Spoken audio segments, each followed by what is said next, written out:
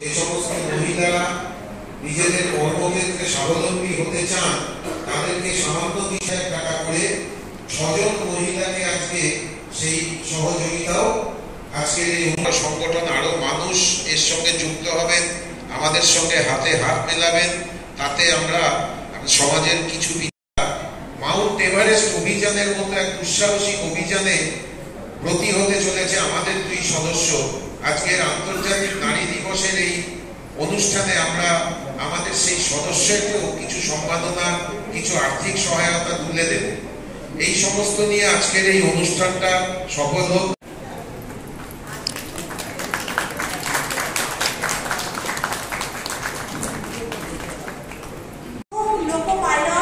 শ্রীমতী সৌমিতা রায় মহাশয়কে একটু মঞ্চে ডেকে নেব।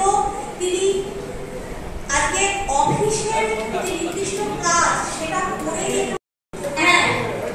দুজনে আসুন, কারণ এখন হচ্ছে এইরকম সম্মানে ভূষিত হব আমি আদৌ এর যোগ্য কিনা। আমি শুধুমাত্র নিজের কাজটুকু করি, সেই কাজটুকু হয়তো একটা অন্য জায়গায় পৌঁছে দিয়েছে আমাকে, যে প্ল্যাটফর্মটা আমি অন্য জায়গা থেকে পেতাম না।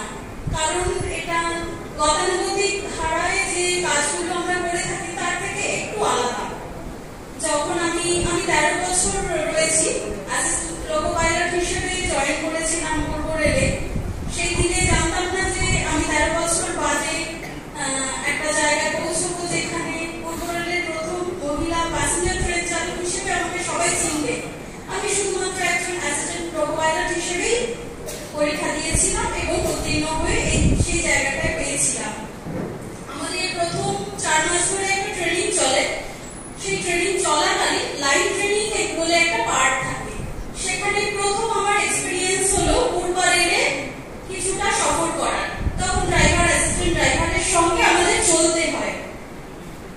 110 কিলোমিটার বেগে যখন গাড়িটা চলছে, আমি শুধুমাত্র একটা কথাই মনে হয়েছিল, আমি কি করে পারবো এই কাজটা, এটা আমার পক্ষে সম্ভব না। এছাড়া সেদিন আর কিছু মনে হয়নি। কিন্তু তারপর জয়েন করার পর নিজের কাজটা শিখতে শিখতে অ্যাসিস্ট্যান্ট হিসেবে মালগাড়িতে কাজ করে, তারপর প্যাসেঞ্জার ট্রেনে কাজ করে, তারপর নিজে মালগাড়ির ড্রাইভার হয়ে যখন প্যাসেঞ্জার ট্রেন চালানোর দায়িত্বটা পেলাম এবং শিয়ালদা ডিভিশনে লোকাল ট্রেন যেটা চলে সেখানে একজনই থাকেন, ড্রাইভার একজনই থাকেন, আর একজন থাকা মানে তার উপর সমস্ত দায়িত্ব।